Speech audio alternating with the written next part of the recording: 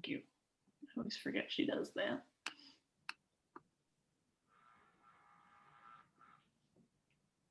Yay. I watched a YouTube. I'm smarter than you, internet. Well done. Well, it was stupid last week. It was like, you're not authorized. And I was like, it's my group. I'm the admin. Why can't I do it? So, fortunately, it looks like it worked this time. So.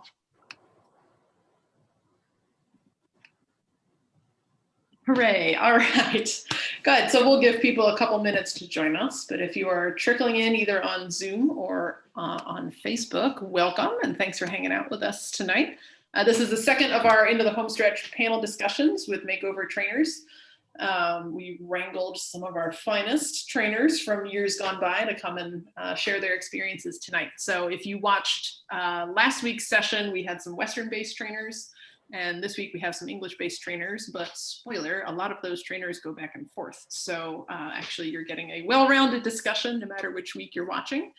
So even if you are in an English-based discipline or planning on it, definitely go back and catch last week's webinar because you might pick up some different insight from some different folks. So I'm Kristen Kovatch Bentley from the RRP. I was formerly a makeover trainer in 2018. And then liked it so much that I got a job with the RRP. We always add a disclaimer that results are not typical there. If you compete, you will not always have a job, but there might be jobs to go around. So if you like us a lot, stick around. And I'm gonna let the rest of our panelists introduce themselves because they have plenty to share from their days gone by as well. So I'm in the middle on my screen. I don't know where the rest of you are, so I'm gonna go that way. And we'll start with Marilyn. Okay. So my name is Marilyn Lee Hannah, and I'm actually a team with my daughter, Robin Hannah. And we've been going to the makeover since 2013 when it was an invitation-only event at Pimlico. And it was really interesting because I had only seen the promotion for trying to get to be invited. And we quickly threw together some videos, etc., and were accepted as one of the 12 trainers, or 12, or was it 13 trainers that were accepted that year. We were the only Canadians. And it was our introduction to this fabulous grouping of supporters of thoroughbreds, which we own a show barn here in near Niagara Falls in Canada.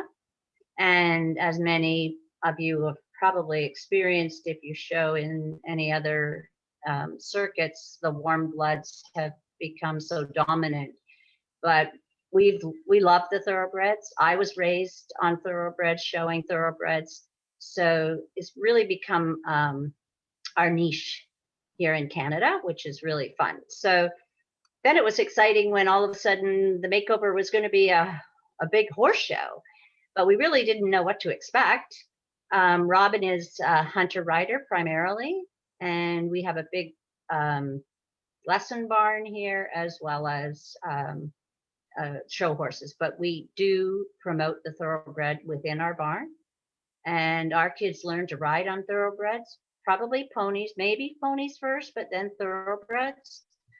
Because if you can learn to ride a thoroughbred, then you've learned how to ride. And so that's our philosophy, and we love to be part of the makeover. It's exciting, it's fun. We actually say it's our favorite horse show of the year.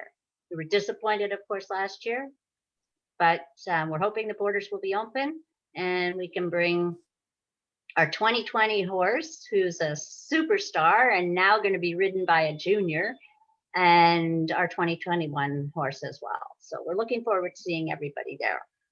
And that's us. And you've volunteered for us in the past too, so you make the most of your... Yes, sorry, we do. Because we were part of that first grouping, we kind of made some very good friends initially. It was a small group. I've made friends that we continue to be friends, and it all started at that first makeover. So we know how much goes into putting on it. A lot went into putting on just that first one, which was small. And now with the massive number of horses and riders and disciplines, and just being at the Kentucky Horse Park, it's so obvious how much goes into it.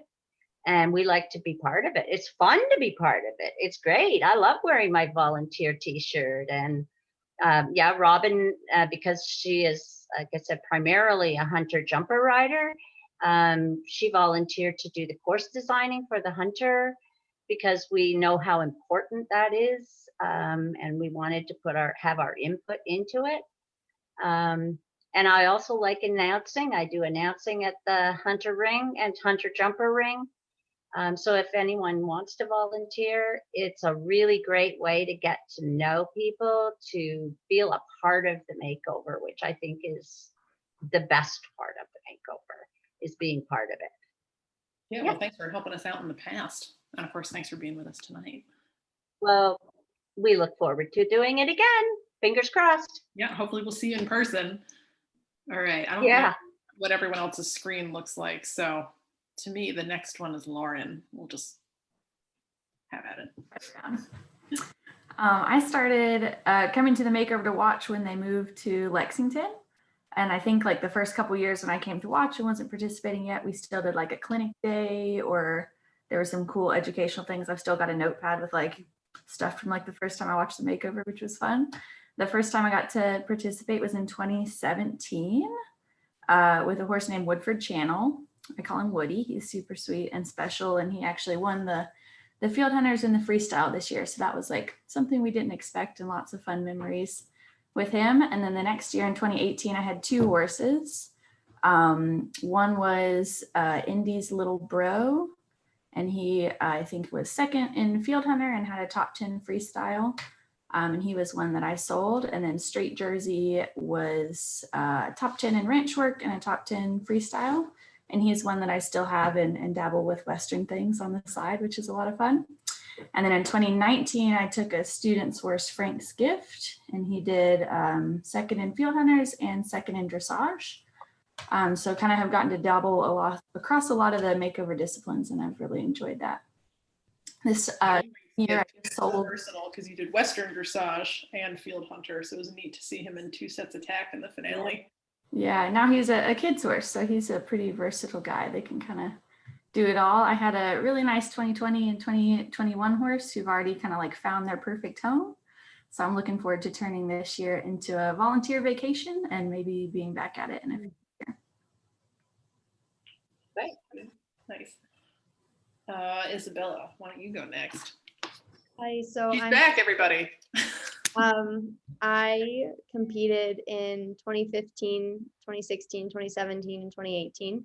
I have not been back in a couple of years, but that's because I'm at college. We love the makeover. My family and I, like, we've grown up with thoroughbreds, and my dad, he runs a thoroughbred farm. So, you know, he's always been able to put me on thoroughbreds and help me find horses. And, you know, we're very lucky that we've come across some very nice horses that they wanted to give us to retrain. My first horse was Dewey Square when I was 15. And we won the show jumping. And Carahilo was my 2016 horse. He also won the show jumping, and Late Night Mark won the 2017 show jumping. So yeah, I won the 3 years with those horses, and they're all with new homes doing what they're doing, and they're all succeeding at their careers. And then I took a horse that everybody kind of knew of, Cosmic One, Zenyatta's first foal, and he was 5th in the show jumping, and now my dad's showing him. So you know, the makeover has been a very big part of my family and I. We always try to help out when we can, and we always try to go and watch and support in whatever way we can, even if it's not competing, it's volunteering, it's putting words out. And it's something that we love to do, and it brings us closer as a family. And, you know, you make so many great friends there and so many contacts. And, you know, like Marilyn said, if you can ride a thoroughbred, you can ride anything. So, you know, it's really been an asset in my career as going pro as a professional. So, the makeover is all around a great thing for people to do. It's a great experience. So. Very cool. All right, and Alison, our fourth panelist. Hello. Let's see here. I started in the makeover, I think it was 2016. It feels like a long time ago, but also yesterday at the same time. But I think I started with chapter 2, and I had him in eventing and dressage. That's very much my lane. I'm an eventer by trade, but I very much like dressage, and had a good bit of experience in dressage previously to the makeover on some different horses, but I always grew up with thoroughbreds. I never got a pony. Like, I still hold that against my parents today, but I'm also thankful that my first horse was a thoroughbred mare that tortured me for years. Like, when I was 10 and 12 years old, I mean, like, tortured me. But something about that, when I got older and became a better rider, I learned to really appreciate. So I grew up with thoroughbreds, and I always evented thoroughbreds. I ended up with a coach in Kentucky, Dorothy Crowell, who everyone's familiar with, I'm sure, especially if you're at the makeover, but she really specialized in off the track horses as well. And being in Kentucky, you can't really get away from the thoroughbred, and I didn't want to. So I had about at least 4 horses off the track before I made it to the makeover, but my timing was always wrong. I wasn't really educated enough about the timing that you needed to enter a horse into the makeover. So finally I was like, I'm sticking to the timing. I want to do the makeover. Time to like get organized and make it happen. And I did that with chapter 2, and he went in eventing and dressage, and he got second in eventing, and he won the dressage division. That horse is currently with like a 16-year-old, and he just did its first intermediate. And he's done some CCI 2-stars as well already. So she's going to have that horse at Young Riders.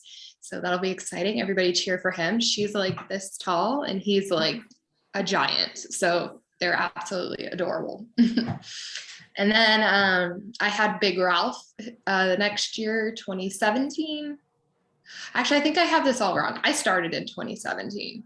Big Ralph was 2018. My apologies. So in 2018, I had Big Ralph, and he came out of my husband's barn. He was kind of a hand-me-down item and a very unique horse. Probably not one I would have chosen for myself, but he was already in the family, and he did much better than expected. He got second in eventing. And so that was really nice to have that success on him, because he was kind of difficult, but he's also with a junior rider now, and he's trucking along at novice or training now. So, and then, sorry, I'm shivering. I need to turn the air conditioning down in my house. But then after that, I had Fifth Ace. He went 2019, and he was very like, impressive athletic horse, and he won the dressage as well. So that's been really nice. I mean, I've loved the makeover. It really is something I'm passionate about. It really seems to suit my goals like very well, and it's given me a lot of confidence too, to go on that stage and to be successful has kind of been really validating for what I do. So I'm really appreciative to the makeover in that aspect. And do you have a horse from your husband's barn again this year? I do. Yeah, I have Punk Rock Princess. Yeah, I would say I've been retweeting you every time I see you. Yeah. I was like, I think this is Alison's. Yeah, so I actually have 2. It's been a tough year. I was never going to make 2020 because I was pregnant, and I had my first human child in 2020. So she's about to turn a year old, and I did not mean to have 2 ex-racehorses fresh from the track with a newborn. So it's been tough. My other horse, Kubo Cat, he's been just recently for sale, and I can't decide what I'm going to do. One day I'm motivated and they're both going to the makeover. The next day I'm like, I'm crazy. How am I going to get this done? So, but yes, I have Punk Rock Princess, and we bought her as a yearling at the Thoroughbred sale and had her broke and raced her whole career. And I was just like begging and pleading and crying. Finally, I got my wish, and she's in my barn, and I get to keep her forever. That's perfect. Thanks, husband. Yes, exactly. It's a much better place in the household for him now, though. You got your pony. Yeah. Nice. All right. So between the four of you guys, there's like many years of makeover experience. So like you guys have been there and done that. And probably at this point, like, you guys know your way around, but it's, mid-July, we'll call it mid-July. So there's what, 3 months? 3 months to go, roughly. So where were you guys, in your average makeover year by mid-July? Now, first year, maybe there were some butterflies, maybe more than that. Are those still there after the third or fourth or fifth year, or have those gone away? Like, where are you at mid-July, ready for the makeover? What do you remember? I can go first if you want. I know, for eventing wise, I definitely would have had probably at least like 2 beginner novice recognized horse trials done by now. I try not to push like too hard, but at the same sense, like I want to allow for like a gap in case something happens at the end of the summer, in case, like you said, horse gets an abscess, something happens and you miss a horse trials. That's kind of how I gauge, because I tend to not go to too many dressage shows on my own. I kind of hone my dressage skills at horse trials because I only have so much money and time. And that's why I'm not there this year. So that's been tough to kind of compare to last year. I think that's the dangerous thing to do and kind of be tough. Like if, you compare to last year, like, oh, that horse was really successful, but I had already had, competitions under my belt at this point. And if I don't, am I in trouble? Like that sort of thing. So I would say definitely like with the eventing horses, I would have had like at least 2 recognized horse trials by now. So if that helps, I don't know. Yeah, that's a good benchmark to have. Yeah. Well, for me, what I did with my horses in about mid-July, the 4 of them, I tried to take them off property as much as I could, whether it was a show, whether it was even cross-country schooling. I mean, I'm a hunter jumper, and cross-country schooling made my horses braver. They're more aware of their feet, just taking them out, getting them used to new scenarios, getting them more comfortable with you, with being in uncomfortable scenarios.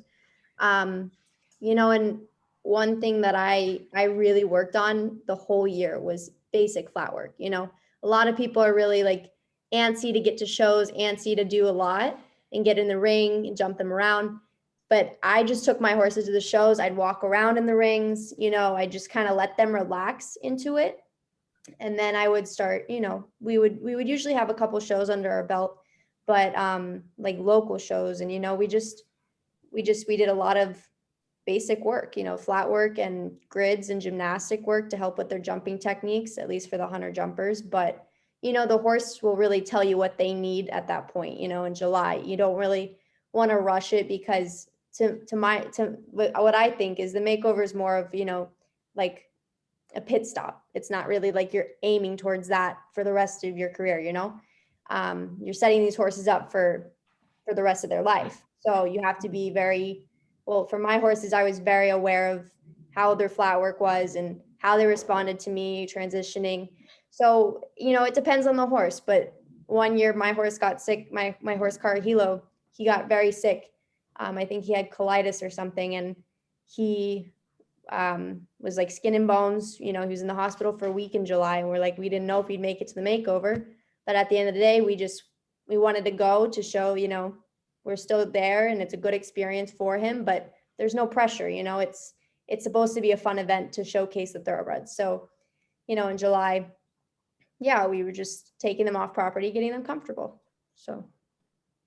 Yeah, well, I'm right on there with you, Isabela, and Robin and I were actually, she's out in the arena right now, but we were discussing this, and the big thing is it's an experience. It's an experience for you, and it's an experience for your horse.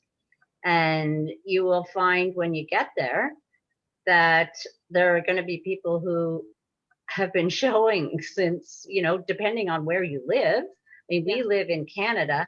Our horse show season doesn't begin until May and sometimes June. So, and then you'll meet someone who actually was showing their horse back in February in Florida or something. And so you can't really compare who's doing what, because there are going to be people who are more prepared, or I should say perhaps their horse has been more to more events, more shows.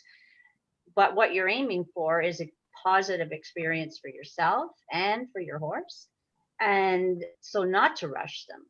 And Robin suggested I give an example of, we had one horse that we took. His name is Townsend. He's actually a Canadian bred, and we still have him in our barn. We sold him to a junior, and he couldn't do a lead change properly at that point, and he was showing in the Hunters. So rather than decide you're going to, go for that lead change no matter what, and have your horse go, rather psycho in the ring and make and we've seen them. We just decided to do a simple change, and he wasn't really ready to do the changes as would have been expected of perhaps other horses. However, in saying that, he also was the top scoring horse under saddle. So he had his flat work. He just didn't quite have that. So rather than make him look like he was, not ready, we did what he was ready for. So I would suggest, and we would suggest, the same as everybody said, get them out, go to different places, because the Kentucky Horse Park has a lot of scary things. So you want them to have seen things. They don't necessarily have to have competed if there aren't shows around you. But there are lots of ways to get your horse off property that doesn't mean, competition and going for a ribbon. It's great. It's great to get the ribbons, but it's really satisfying when you have a horse that does well at the makeover, and you display the fact that, you take it, as Isabela said, it very seriously. You're setting them up for life. You're not going for, or we aren't going to get a prize. If we do, fantastic. But we are going to set this horse up so that he could perhaps go on and be, like in the case of Townsend that I'm speaking of, a really good junior hunter for one of our riders here. So that's all you really can ask of them. And like I say, it's a fun time. Don't let that competition get you down, because you're going to meet other people who've been the last makeover we were at. The young girl's horse had gone with their show crew to all the Florida circuit. Well, ours hadn't, but you know what? We did well anyway. So don't get too worked up about it, but get them out there, get them seeing things, and get comfortable. That's the big thing. I can echo kind of what everybody else said. I was doing a lot of field trips and a lot of taking them out, and even when we were at home, just kind of doing new things with them, whether that's like riding in a new space, or like kind of riding in a arena, or kind of, working on passing other horses, or whatever would kind of expand that horse's comfort zone just a little bit, and just kind of keep working with them every day. Some of the field hunters were, starting to go on hound walks, or like a big group trail ride, and kind of whatever was appropriate for that horse. But I think mid-July, I've had horses at like wildly different places in their training, or like in my confidence in them. So like July is still pretty early and can kind of be like a bumpy spot. So if you don't feel like your horse is like really, dialed in and on track right now, I wouldn't panic, because you have like a lot of time. And I think that several people, including me, I in 2019 just had gotten the horse started in June, and he ended up just fine. But in July, we were still doing like, very, very basics, and like barely starting to trailer him out places. That is definitely so true. Like the horses are all entirely different. Like I felt like in 2019 with Fifth Ace, like it didn't come together until like the week before the event. Like I had gotten him off the property, but he was really inconsistent, and some certain aspects of our flat work were inconsistent, and then all of a sudden we just whoop, like literally like the last week, and I was very thankful for that, but not to panic. Definitely. I'm telling myself that too, because with the baby, not being where I would be normally with my horses, I'm having to take that pill myself right now. Like, just don't panic. It's okay. And just get them off the property. And I like what you had to say, Lauren, about being creative, like at home, because for some of us, trailering and stuff isn't always an option, especially when I'm rushing home to get back to the nanny. So I like that, just take them to a different field, a different, something as much as you can, even on property. That's a good idea. Yeah, I remember simple stuff. About, as a 2019 winner, we did, after every makeover, we do a feature in the winter issue of the magazine, interviewing all the winners and, sort of how they got to where they were. And I remember you mentioning that you're like, Fifth Ace just came together right before the makeover. So if you guys have the digital magazine subscription or print subscription, you have digital access to all past issues. So if you go back into the winter magazines, you can read all of the interviews with all of the winners from past years and kind of basically pick their brains on what got them to that point. So, and I'll just chime in real fast as like probably what sounds like the only, like I call myself a pro-am, like I teach enough up-down lessons to technically be a professional, but I am basically an adult amateur who just trains for themselves. So I have one makeover horse for my whole life. So if you are also going into this show as like the bucket list trainer, that's like, this is my one chance and I really want to make it good. Like there is still time, because I don't think I had done an overnight show yet with my horse. I had just gone to like day shows off the trailer. So mid-July, you still have time to find an overnight show to prepare for that horse park experience. So, and I think that's one thing that's a little bit different about the makeover is that if you're not doing a lot of long shows, it's a pretty long week. So for those of you guys who maybe didn't do a lot of, hauling to week-long shows, what did you guys do to prep your horse for that week at the park? Because that's a little bit of a different experience. I think that it's really helpful. Prep for the park, that's fine too. Just, tell us how that went.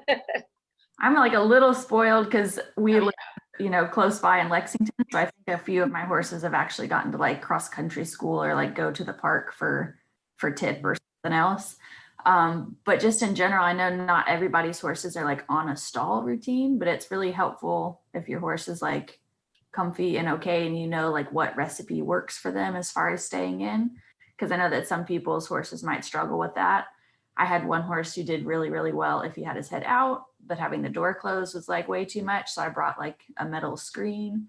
So if you don't have your horses in regularly or for like long periods of time, it's helpful to even set that up, at home and figure out like, how much daily exercise and walking and like, just kind of make that not the thing that's going to rock your horse's world the most, just the fact that they're staying in all the time. Yeah, I have to chime in as well. I mean, I'm lucky I'm from Kentucky as well. So, they were used to going there, but a lot I think has to do with, horses like to see what's going on, especially thoroughbreds. They're very interested in what's going on. A lot of them, it's really helpful for them if you take them around, you let them kind of just hang out and see what's going on. And like Lauren said, some of them do better with their heads in and out, as long as like during the summer, my horses are up during the day and out at night. So, we had to kind of play around and see what would make them most comfortable and how much we had to get them out. And, you just have to know your horse. The horse park has great places. My favorite part is that you have that big cross country area and like tons of grass, like hand grazing or just like tack walking your horse, and places that are like a little less crowded. So I encourage anybody to like take advantage of like the big, beautiful space. I think the first time I ever like knew who Kristen was or like associated you with Jobber is like, I am trotting my feisty red horse laps around the cross country course, and there goes Kristen on her matching spicy red horse, like focusedly trotting laps around the cross country field. I remember that very differently. I remember Big Jobber, your horse, street jersey, very quietly just meandering around on the long rein while Jobber was like llama freaking his way somewhere else. But that's fine. I'll let you remember it that you were also spicy. I don't really yes. The trotting laps around the cross country field helped both of our red horses much. I'm going to jump in because there's a couple good questions from Jean on the Facebook chat.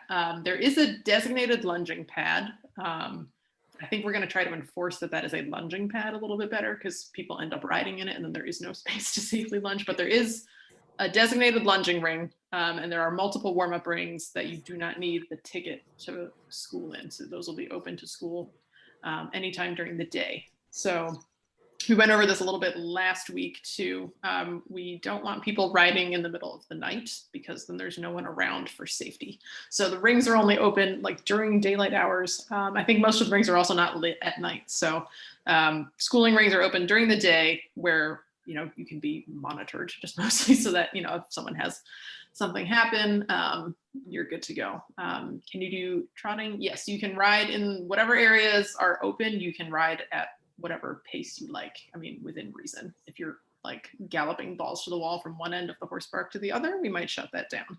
But yes, you can trot and canter out in the cross country field, which is where Lauren and I met each other in passing, like red tonight. And Jean, we'll circle back around to your question about dressage a little bit later. We'll chat about a couple other things first, but definitely, I think judging from the trainer group, there's a lot of questions about dressage. So we'll pick Alison's brain. Yeah, Alison's all excited already to talk about dressage. So, and Lauren too, you have dressage experience. So we'll come back around to dressage in a little while. We'll just tackle a couple other kind of general chat questions. And yes, if anyone else has questions, definitely feel free to drop them in the chat on Zoom or right in the comments on Facebook, and we'll do our best to tackle them all. Let's see. So, I mean, we sort of are getting into this already. How did you guys structure that week at the horse park?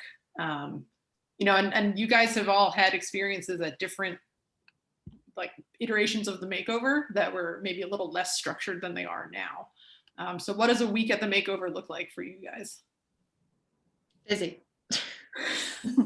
It's busy. I mean, especially if you're doing like a jumping discipline or eventing, you know, I'm really big into course walking. So if I'm not at my stall, you'll probably see me at an arena, like watching, or on the cross country course, meticulously walking. You know, even if it is, you know, abbreviated for cross country, there's still plenty to do out there. I guess abbreviate's not even really fair, but, I don't know where the time goes. Like the time just like vanishes. You know, I really try to take advantage of any of your like schoolings when you open that the covered ring, you know, where you do the finale and where the freestyle goes. I try to always take advantage of those. You know, my dad came last time and I had all these grand plans of going out to dinner and doing all these fun things. No, like it didn't happen. Like I want to be there with my horse. I take it very seriously, and I spend a lot of time there, and I watch a lot of rides and, you know, use it to learn about the courses and to learn about other people and school my horse. I mean, I only ride them once a day. I'm not one of those people that gets on. I like them to still have some energy for the actual competition. So I don't school them more than, at least I haven't needed to. I'm sure there's horses that genuinely need it, but I don't necessarily spend all my time riding, but I do take advantage of when you open the competition rings for schooling, you know, especially the covered ring. So. Well, we come from a fairly long drive, although I know there are people who come from a longer drive than we do. But one of the things we do is, and you might want to consider if you're coming on a long drive, make sure first of all in the coming weeks your horses perhaps gained a little more weight than you'd like to see them carry, because they will drop weight when they're traveling that, you know, length of time. And also maybe give them, if you are doing a long drive, maybe GastroGuard or something beforehand, because I think you have that product in the US, I believe, some kind of, you know, so that your horse is comfortable when they get there. And we've taken advantage of,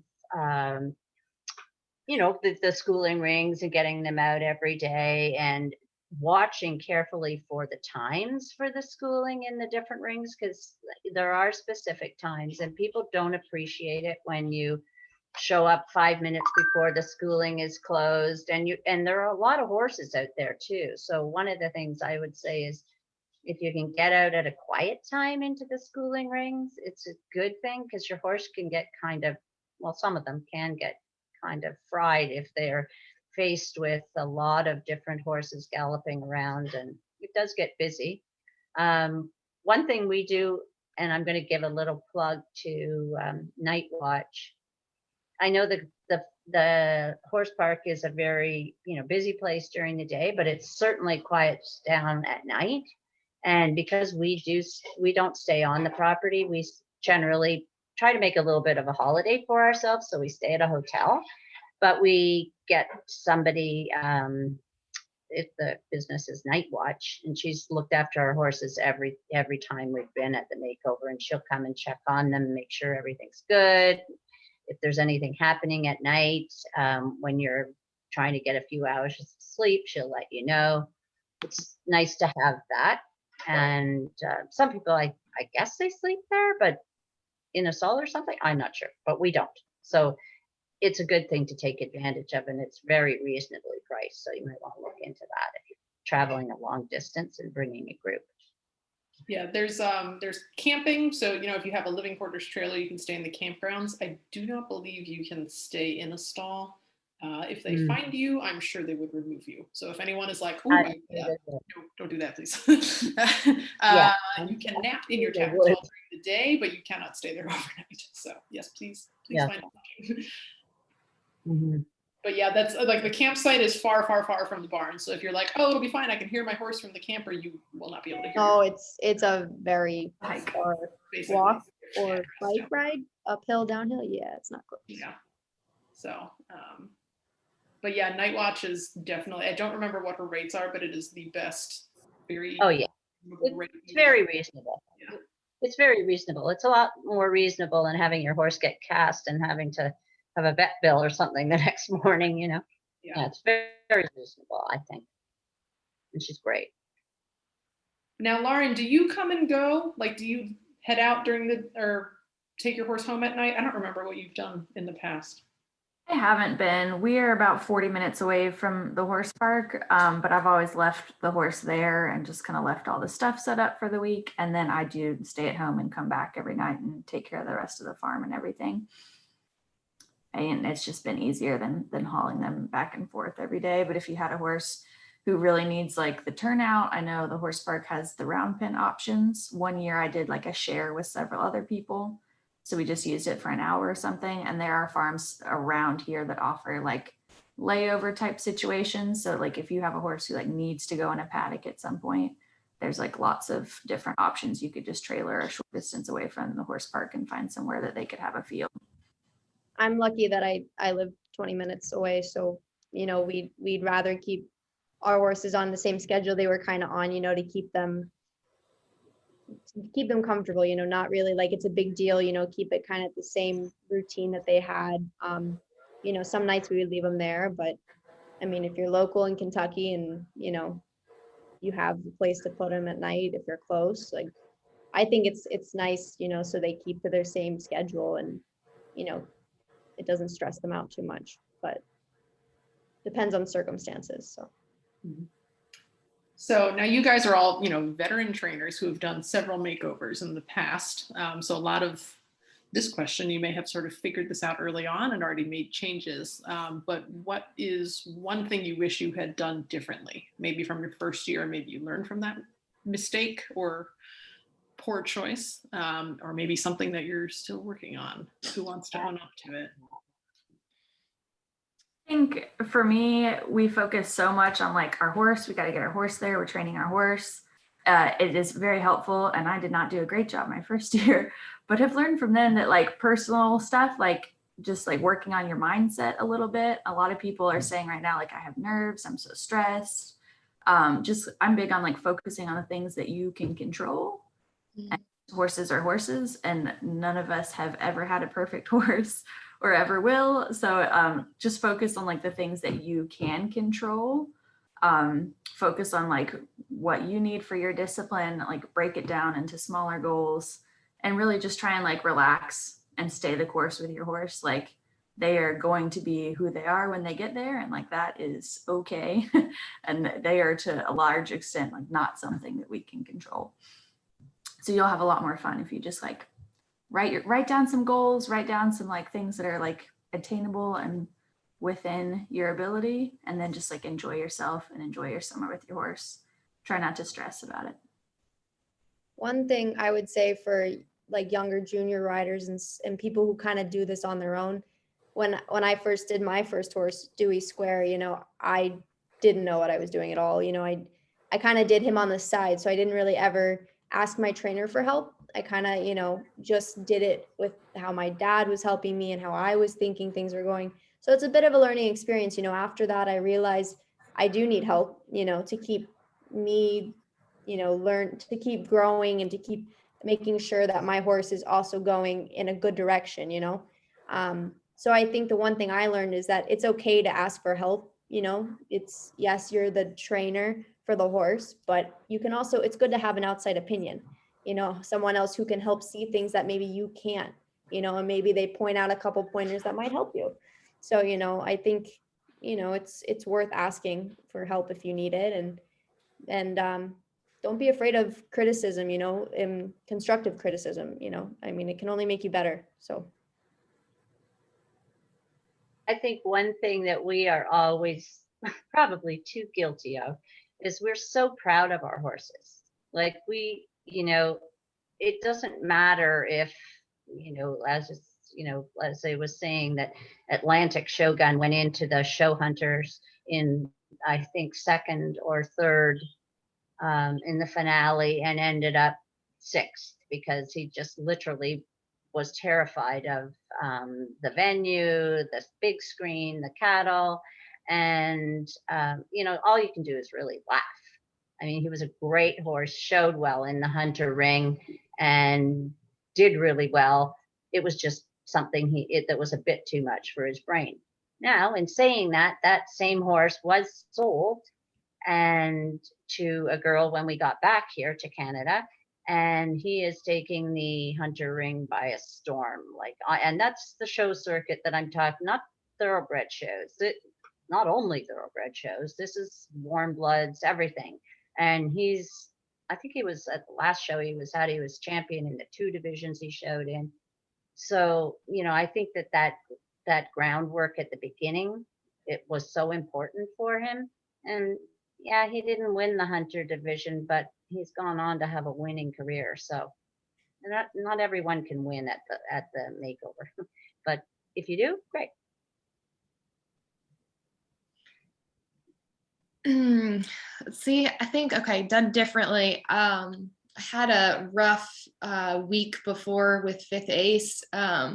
I first time coming to the makeover from Maryland. I used to be in Lexington, Kentucky, right? So it is very convenient to be right down the road from the horse park. But I came early. I think that's something that if it's within your you know, expenses and within your schedule to do, I think coming a week early or so is great if you can find a base camp. That way it gives your time, you know, your horse time to relax. You can get your horse some turnout, like more than just a round pen.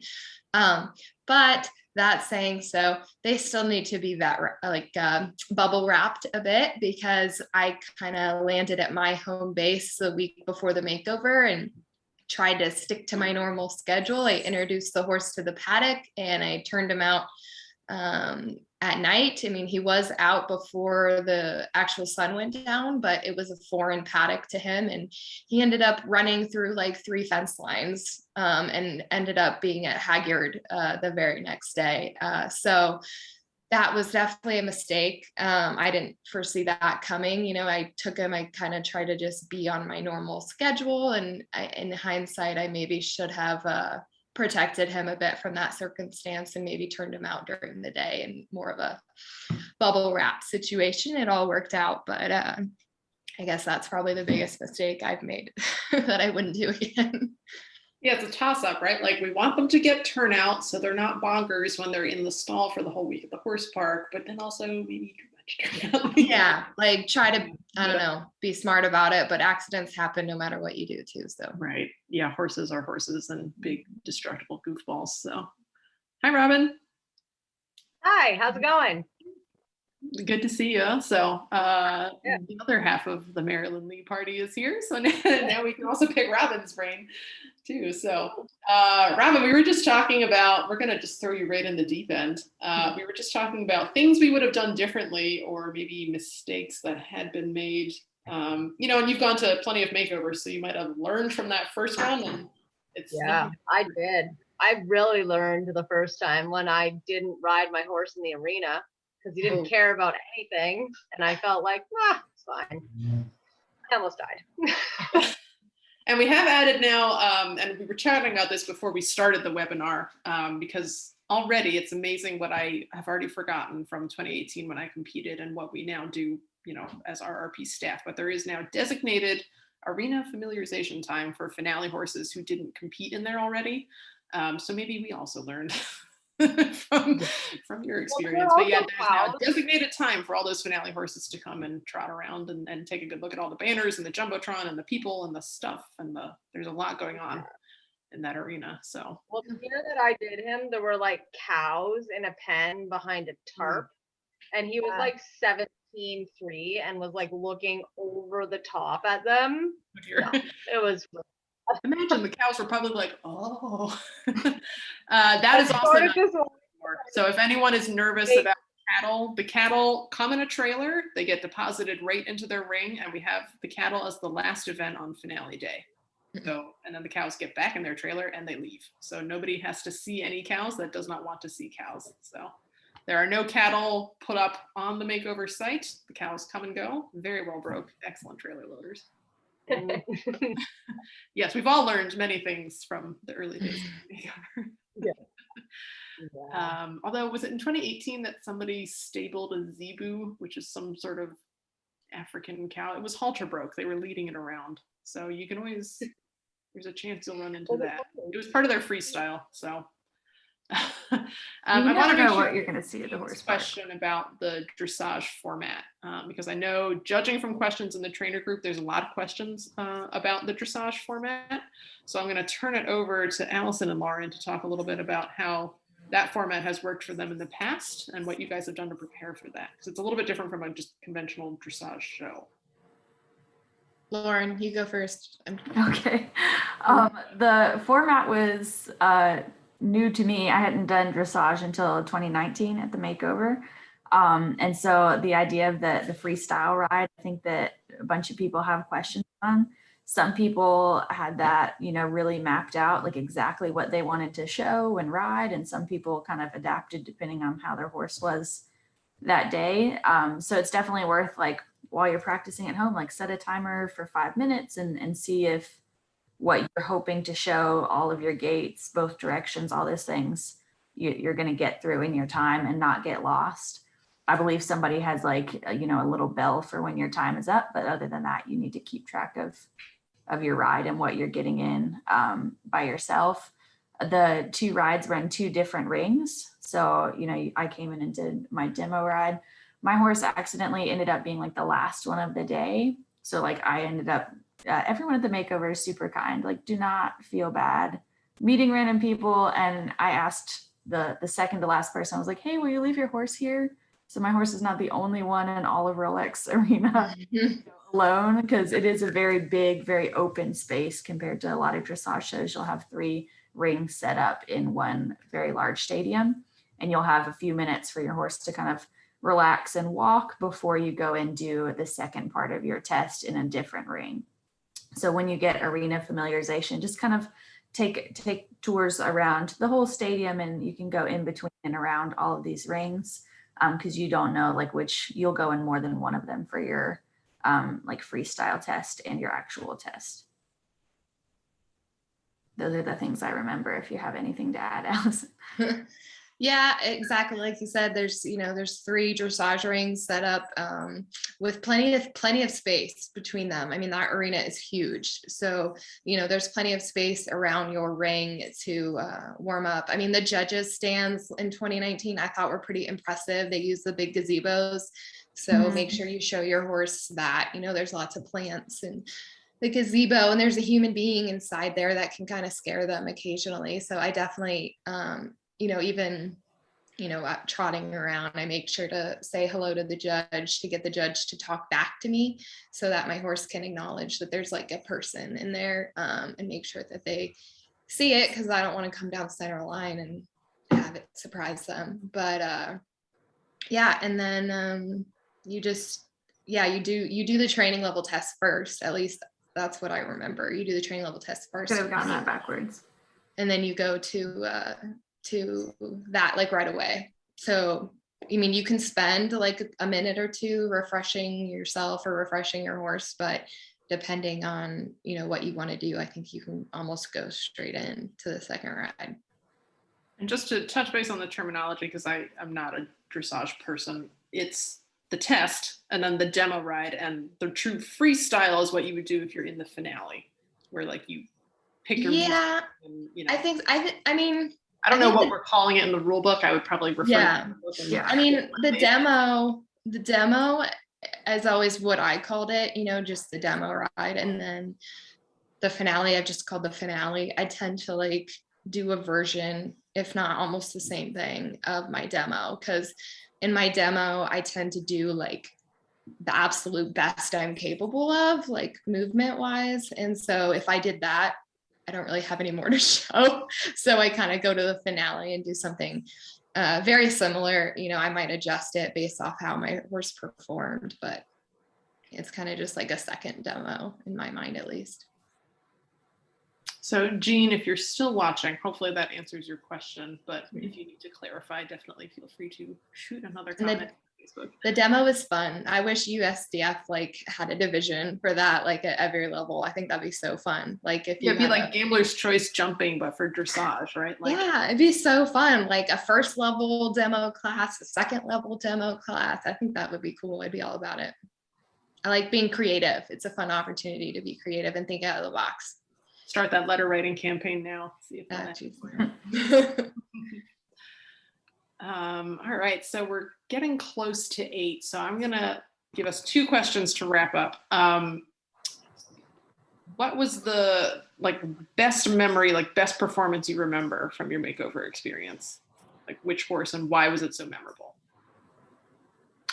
That's easy for me. I think that in 2019, I had 2 horses and one did field hunters, and our field hunter ride that day was top makeover experiences ever. It was just such a great time, and that horse was peaking at the right time, and you walk onto this beautiful steeplechase field and there's fog everywhere and all gorgeous thoroughbreds parading around in the fog, and some of the jumps were really big and my horse felt awesome, and it's a discipline that he was really well suited for, and we were just having a really great ride. I finished that ride just smiling all day, and I was I'm really glad I spent all of my hours and so much money this year just to get to come do this ride. So sometimes it's not the competitive experience that ends up being your favorite memory afterwards. We have nailed it the past 2 years on weather for field hunter morning. So nice. If there's one thing, everybody planning your schedules, if there's one thing you can make it out for, is go watch the mock hunt take off. Because if you've never gotten to see an actual hunt depart or go hunt things, that's just super really fun to watch. And it's been all misty and very Downton Abbey-esque the past couple of years. It's worth braiding your horse early to get to go do that. To watch them all go, because there's actual hounds and people drinking port out of tiny cups, and it's very cool. I don't know, it's just neat. So that's my very technical commercial for the field hunter. All right, who else has a memorable makeover moment? I have 2 out of the 4 years that I've competed. One was my 2016 mount Cara Hilo. Like I said earlier, he had gotten really sick. So, he had gotten sick in July. So he was we were getting ready. And then all of a sudden we had to have a month and a half, 2 months where we didn't do anything. He was outside just putting on weight. He was really skinny, had no muscle again. It kind of felt like we went back to square one. So, my dad and I were just listen, we're just going to go have some fun. The horse is a great horse. He has a great head on his shoulders. He's he's very smart. And we went to the horse park, and he just kind of showed us that he remembered everything, and, you know, he wanted to do the best he could, and he did. You know, he actually got sold at the makeover to Bernie Tarig, one of the judges. His son bought him at the end of the makeover. So that was probably my most memorable like competition round, because he had told me that he had flat work of an equitation horse. And this is when I was 16. So, you know, to me, hearing that from Bernie Tarig is a big deal. And it made me feel very proud of my horse, because he really, you know, he stepped up and he showed how good thoroughbreds are, you know. And my second most memorable experience would probably be with Cosmic One. You know, the fan base of that horse is huge. And the amount of people that came up to him and wanted to come and take photos with him, and, you know, it was really just incredible to see like the fan base he had. So that was really memorable to me, because, you know, I'm showing, it was fun to showcase how thoroughbreds can do second careers, you know, and how they're good at it. And, you know, we were just really excited to be promoting the thoroughbreds, and he got a lot of traction from it. And he really helped the makeover come in the spotlight a bit. And it was a really cool experience to be with Cosmic One. So. You still get fan mail and stuff, right? Oh yeah, we get a lot of fan mail. We get a lot of emails asking to visit. We have like a second grade class that writes letters to him. We get cards for his birthdays. So he's still got a fan base going. So it's really cool to see how much some people love a horse that they've never met, you know? So yeah, and I'm still in touch with the owners, Ann Moss, not with Jerry Moss, but Ann Moss. And, you know, we still keep in touch, not just about Cosmic One, but, you know, she's really become a really good friend of our family. And she's actually ridden him before. So that was, she's never ridden any of her horses before that she's owned. And she was thrilled to ride Cos. So that's neat. Yeah. Man, who wants to follow that one up? Jeez, Isabela. Sorry.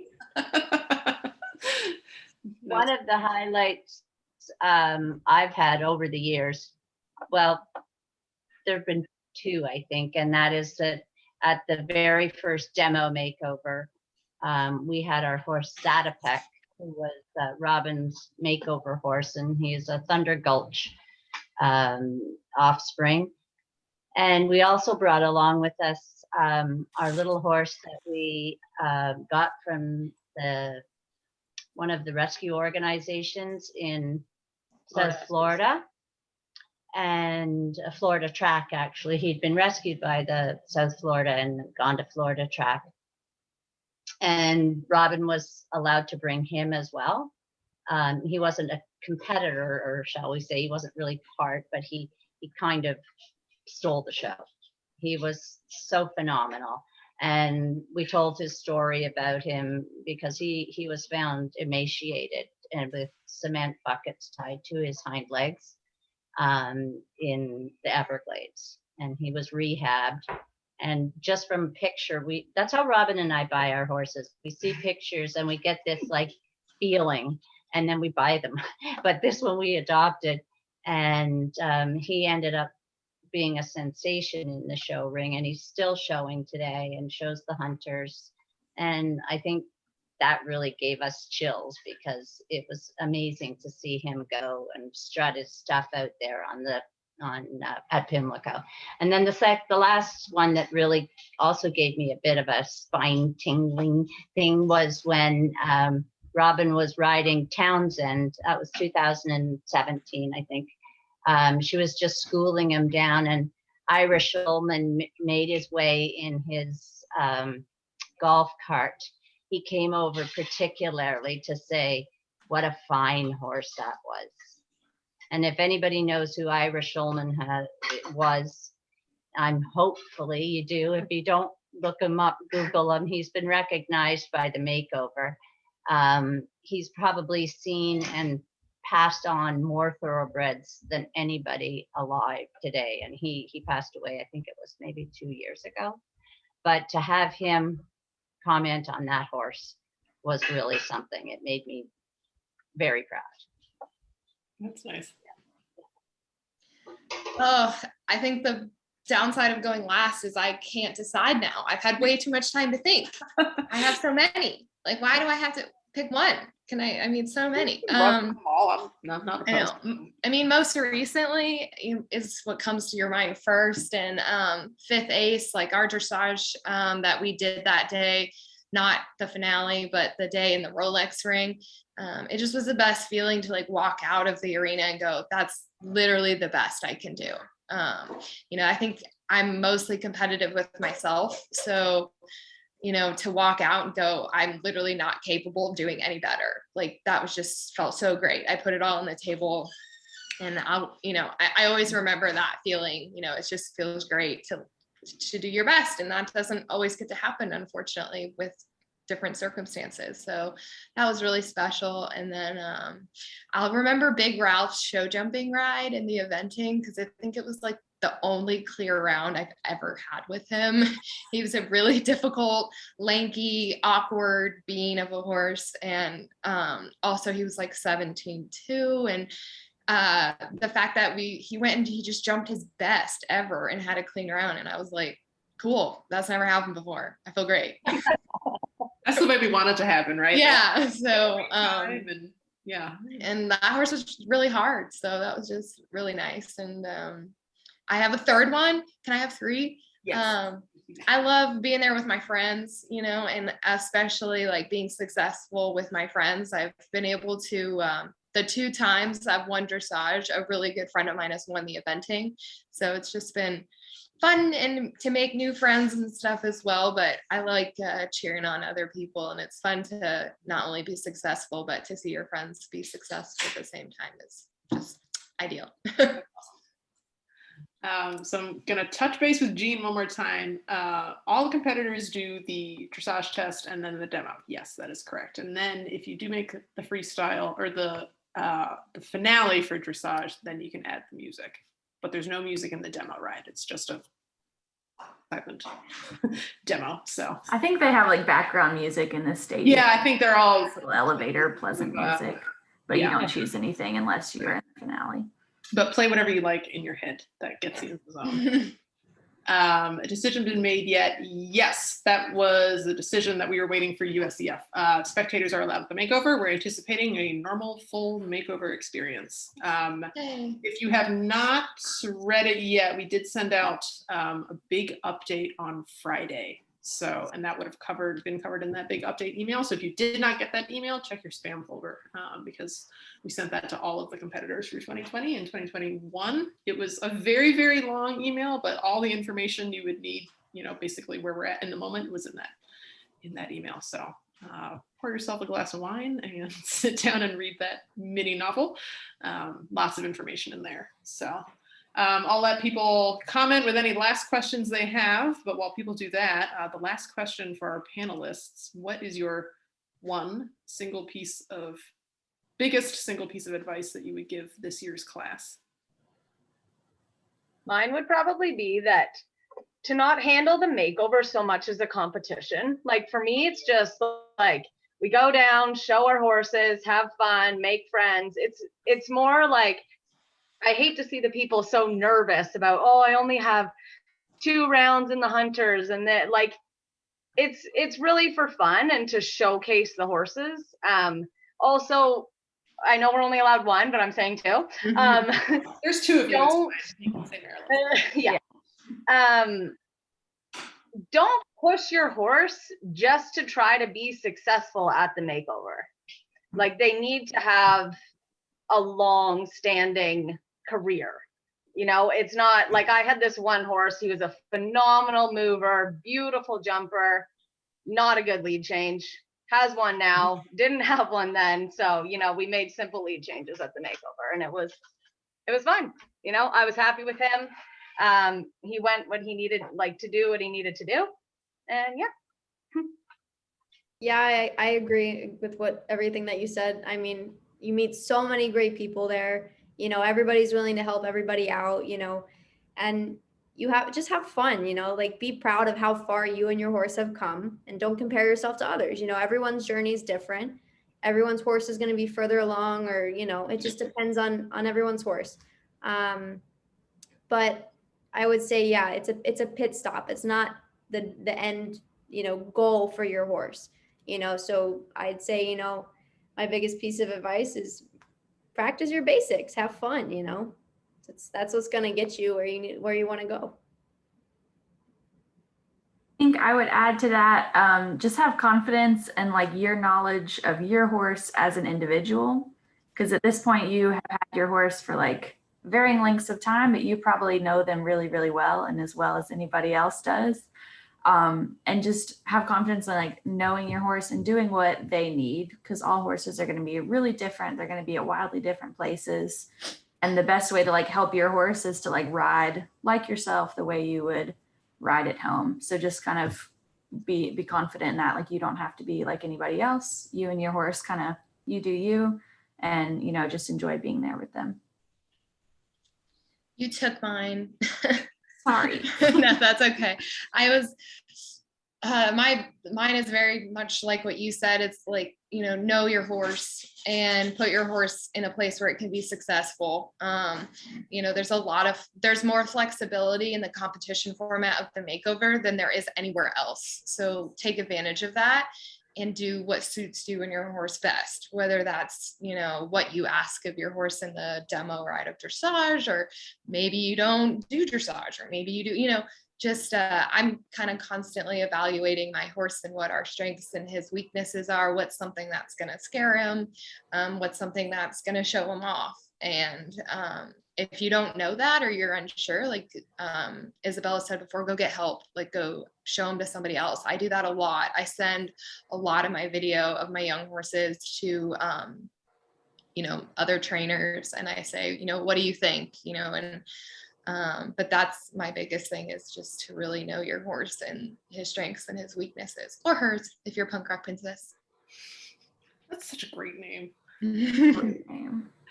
And I'm going to add my own, which maybe applies a little more to the Western disciplines, where there's this, obstacles and things that you might not know what's coming, but don't teach to the test. Like, we have 3 months now, and this is the time of year where people start being like, well, what kind of obstacles can I expect on the trail course? And a lot of the basic obstacles, first of all, are listed in the rule book. So you can get kind of a general idea, and you can view the finale and see what other people are doing. But if you have your horse really well broke and confident, they can literally go into any discipline at the makeover and at least get around, because you didn't teach to the test. It's the same thing in school. Like, you just want a well-rounded, well-broke horse. And if you've done your homework, then you should be able to go and just tackle whatever test that the makeover chooses to give you that day. So that's my own 2 cents as a panelist.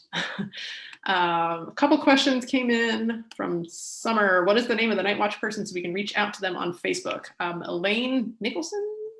Elaine? You're correct. She's in the trainer group, and I'll send her an email too, and let her know, that it may be time to start, because she'll start taking, names and numbers. And she will also be like wandering around at the makeover. The year I competed in 2018, you could move in quite early. And of course it was a single makeover, so competition didn't start until Wednesday. So I moved in, I think, like early Monday morning, and realized I was the only horse in our barn for like 2 days. So Elaine, like, very politely drove by in a golf cart and was like, "Are you interested in Night Watch?" And I was like, "Yes, please, no one else here." So if you don't catch her early, you can definitely catch her at the makeover if you're on the fence about needing her services. But testimonial, you can definitely take advantage of her services early. But yeah, she's in the group, Elaine Nicholson, and I think you can also find her on Facebook at Night Watch, or Elaine. I don't know. I'm going to push Robin out here now, because it's she and her husband's 8th anniversary. Oh, And congratulations. He's made dinner for her for when she came in from teaching, and I snagged her in here, but we can hear those dishes out there. So I'm going to let her go. Yeah, and I'll yeah. finish up. Well, But it was congratulations. awesome. Thank you for coming by, Robin, and have a lovely anniversary dinner. Thank you. All Super right. excited to see everybody. Also, I'll add something that might help other trainers who are coming from further away. I was talking to everyone earlier about an app called Equo. It's basically an app that helps you find a ride for your horse. It's like Uber for horses. You put in what date you want to go and when they want to leave, and it helps find a driver and a ride for your horse. And they're very reliable. They, you know, they go through vetting processes and, you know, the whole shebang.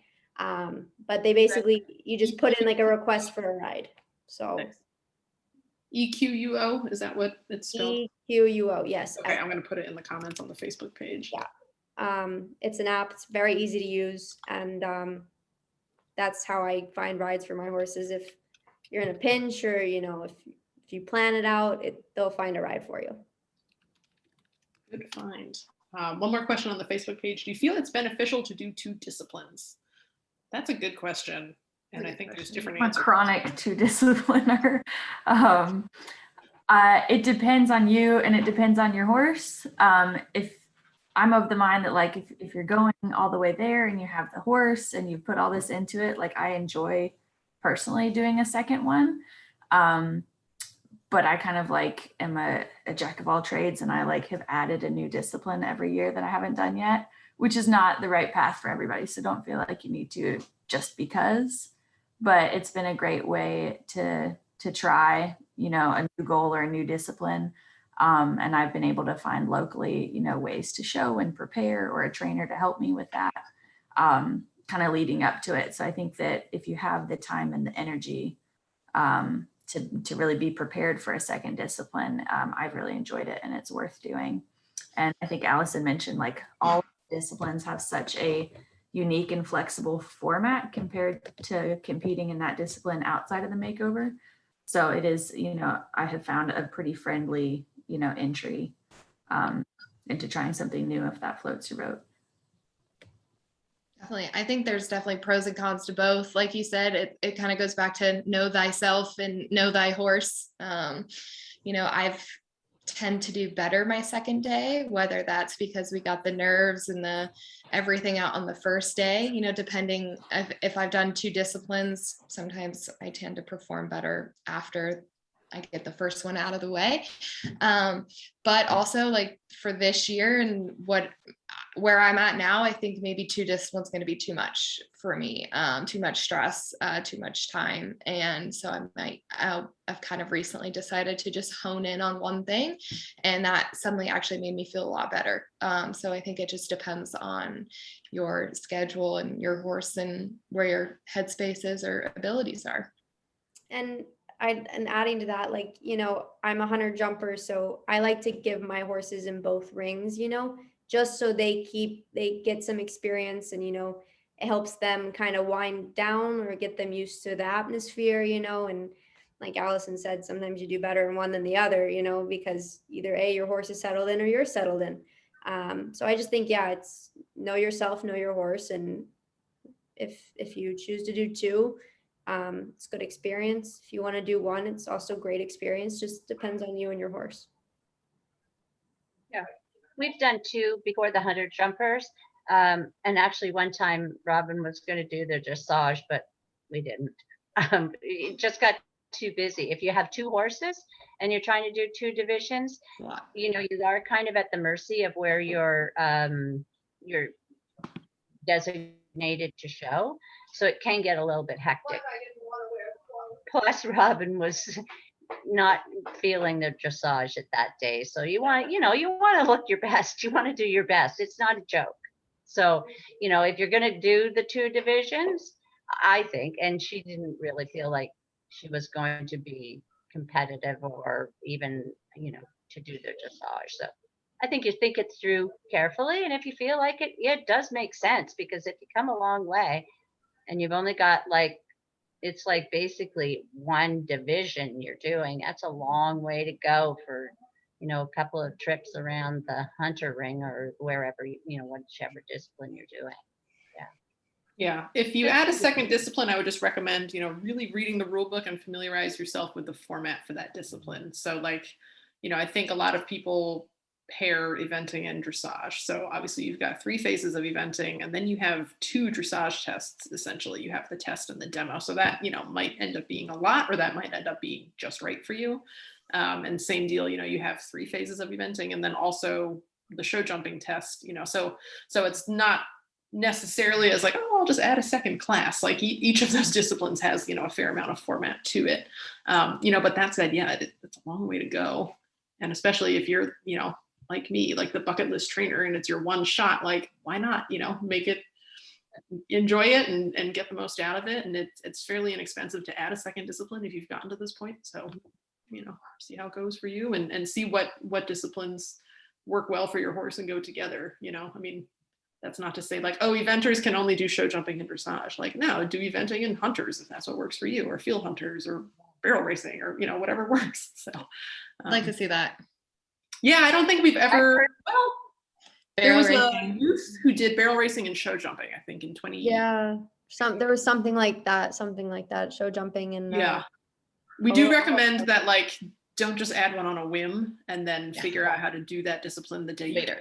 Like we like respect the discipline that you're entering, and It's not a clinic. Yeah, do your homework and be prepared. But we do have clinics after, but Yeah, not that's clinics. true.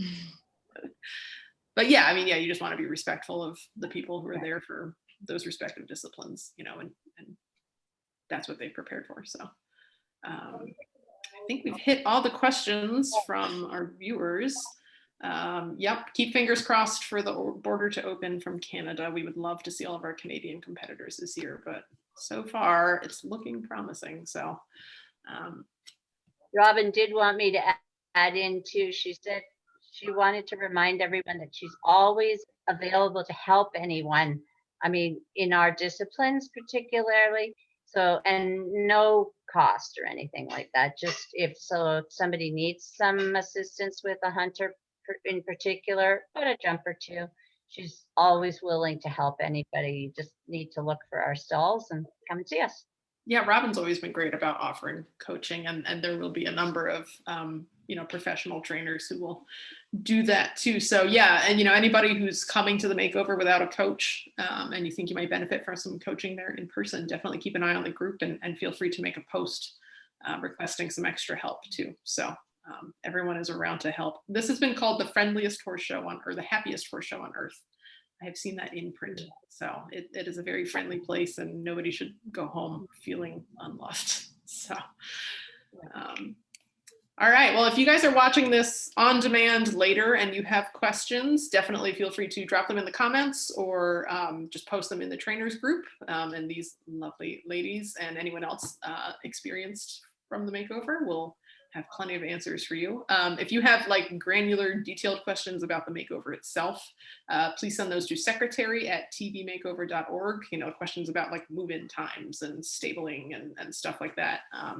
We were here to provide you sort of a general oversight from a trainer's perspective, but definitely the best place to take those questions is secretary@tvmakeover.org. So thanks very much, of course, to our panelists for hanging out with us tonight. And thanks to everybody who's stuck with us to watch the whole thing. And hopefully we'll see you all in Kentucky in a couple of months. All right, all have a lovely evening. Thanks again. Thanks. Thank you. Bye, You guys. too. Yeah.